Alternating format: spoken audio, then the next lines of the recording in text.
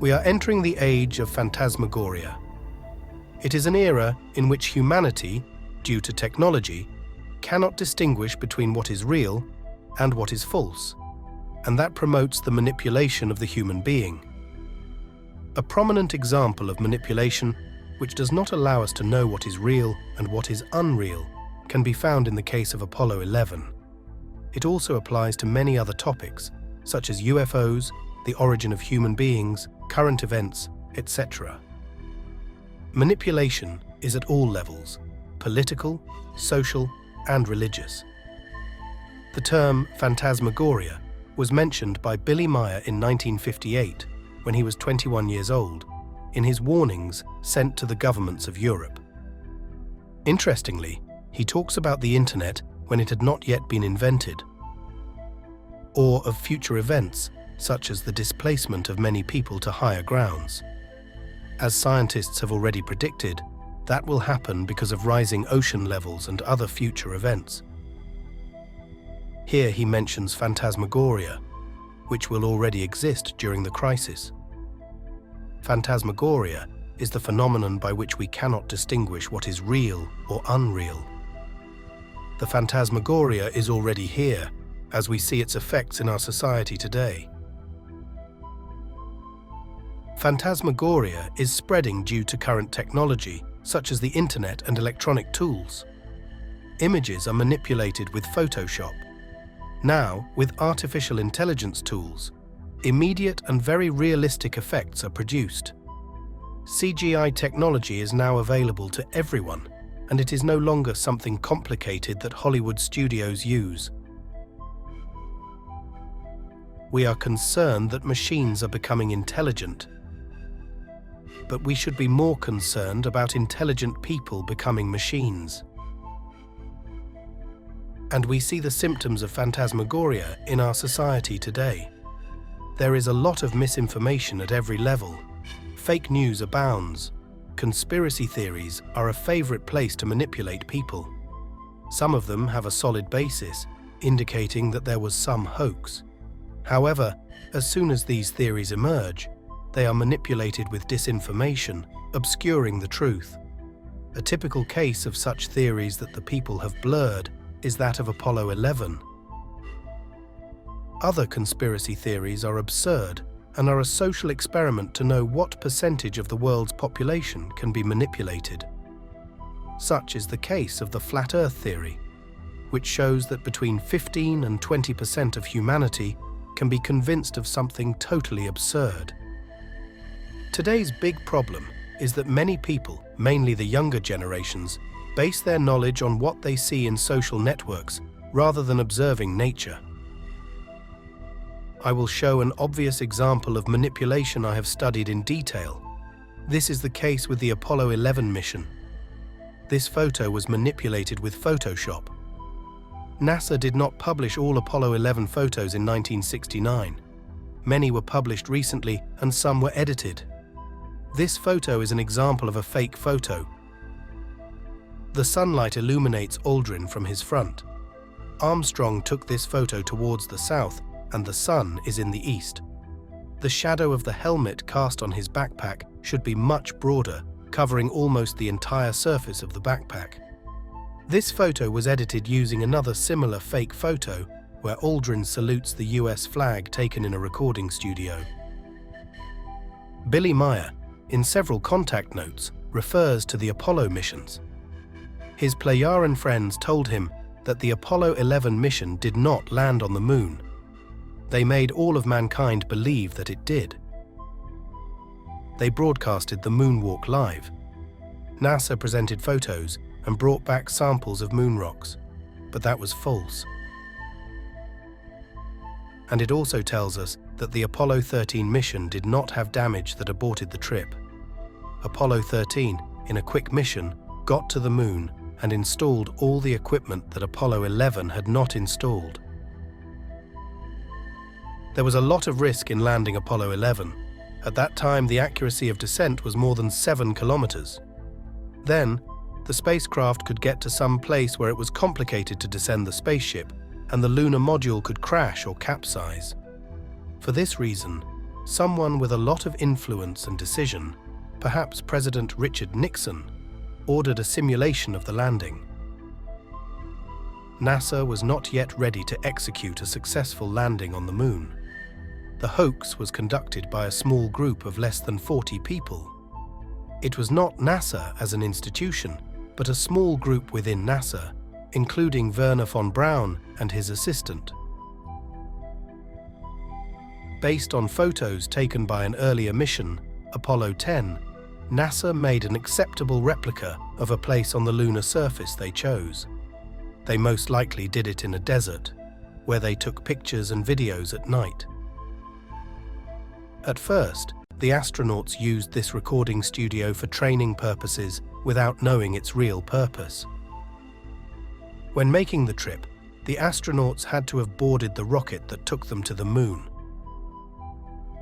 Making a fictitious transmission of the moonwalk from somewhere on Earth would have been impossible, as many antennas worldwide would have had to receive the signal, and that would have required involving many more people in the hoax. These astronauts followed the same routine as the Apollo 10 trip, which NASA had already executed successfully and had a shallow risk. They did not land on the moon. Then, at some point, they began transmitting from their spacecraft orbiting the moon, a previous recording made in the recording studio.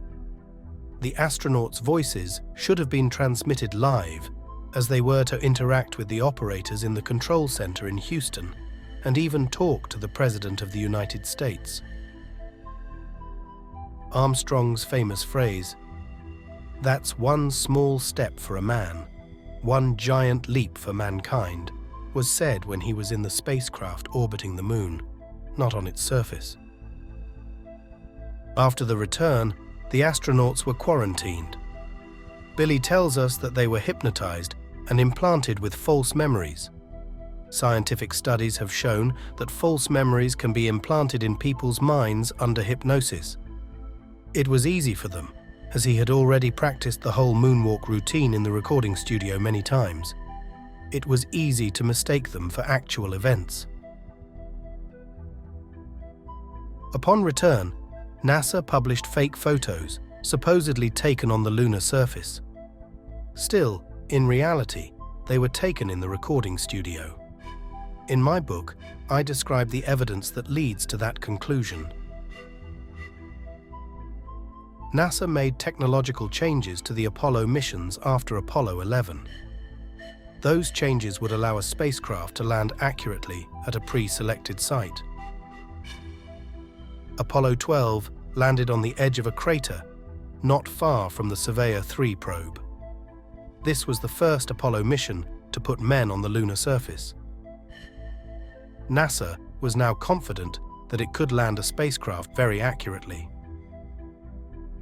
NASA knew that in the future, there would be very powerful telescopes and other missions to the moon from different countries that would discover that nothing was installed at the Apollo 11 landing site. Apollo 13 would install the Apollo 11 equipment. To do that, they loaded the rocket with more fuel than necessary, as NASA records show. That would allow them to get the spacecraft in 2 days or less to the Sea of Tranquility, just when the sun had the desired elevation. There was a quiet period of more than 5 hours in the mission, where the astronauts were supposedly sleeping. But they were descending to the moon, where they installed the Apollo 11 equipment in the Sea of Tranquility. On their return, they faked the damage. To do so, they disconnected the spacecraft's transmission system for a few seconds. They emptied one of the spacecraft's oxygen tanks. After recovering communications, they reported that they had heard an explosion, which, in fact, did not occur. The technicians on the ground, the astronauts' wives, and all the people involved in the Apollo 13 mission thought the astronauts were on their way to the moon, but they were on their way back. When they returned to Earth after a few days, they undocked the capsule and made a remote detonation in the service module. To have done the explosion earlier would have been too risky. They took 22 pictures of the damaged module. In these photos, we noticed the spacecraft rotating on two axes. The spacecraft should rotate only on its longitudinal axis to avoid overheating due to solar radiation. But since the explosion had just happened, the spacecraft was spinning out of control. They returned safely, fulfilling their secret mission. Recent spacecraft from India and NASA, such as the Lunar Reconnaissance Probe, have taken pictures of the Moon, including the landing sites of the Apollo missions. Logically, we can see the Apollo 11 landing site. We can see the base of the lunar module and the equipment that Apollo 13 installed. It is interesting to compare these photos with the official Apollo 11 photos to realize the differences in the craters. The double crater, which should be double, looks single in the Apollo 11 photos. Here, there should be two small craters that do not exist in the Apollo 11 photos. It is unnatural to find square craters on the Moon like this one. At least I haven't seen any yet. Someone dug this square crater in the desert, in the recording studio, and forgot to make other craters, creating significant differences between the Apollo 11 photos and the recent photos showing what is actually on the Moon. Also, the spacecraft is slightly offset by about 4 to 6 meters. So, how do you hide a lie? By mixing it with real facts. Does this strategy sound familiar? I have shared these findings on social media based on objective evidence. This is not another conspiracy theory, but facts and proofs showing the truth about Apollo 11. I have received passionate reactions from two opposite extremes. They have either mocked my findings or deleted my comments. On the one hand, there is an extreme group with several inflexible or rigid people who will not accept anything that challenges their pre-established beliefs about moon travel. They want to avoid checking the evidence. Their rejection is natural because they have been confronted with conspiracy theories and a lot of unscientific disinformation, so they are closed to hearing anything that challenges their ingrained knowledge. On the other side are the moon hoaxers.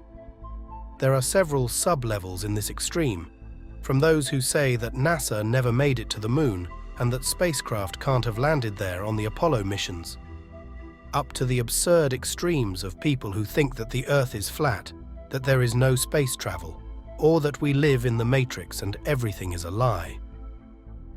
It is clear that we are already in the age of phantasmagoria. Mixing lies with truths leads people to one extreme or the other. It is human nature to qualify or disqualify everything as if the world were black or white. Those who go to extremes contribute to keeping the truth hidden, which remains in the middle at a neutral point. How to avoid falling into the phantasmagoria? Observe nature and what it teaches us more than watching TikTok or YouTube videos. Do not create or promote disinformation. Our society rewards those who transmit disinformation. It is common to see many YouTube and TikTok channels posting sensationalist lies that get them many clicks and monetary income for broadcasting lies. Politicians lie, religious leaders lie, the mainstream media lies. Many people prefer to live in lies rather than face reality. Many live in a fairy tale or a horror story when the reality is neither one nor the other. It is recommended to maintain a good balance between being skeptical, questioning everything, and at the same time having an open mind willing to change established beliefs. In general terms, we must be neutral. My new book, The Secret of Apollo 11, details the analysis and findings of the evidence from the Apollo 11 mission. It will be published in June of this year in paperback, hardback, and Kindle format in English, Spanish, and possibly German. I am currently developing a campaign in which you can pre-order the book or make a donation towards its publication. Thank you.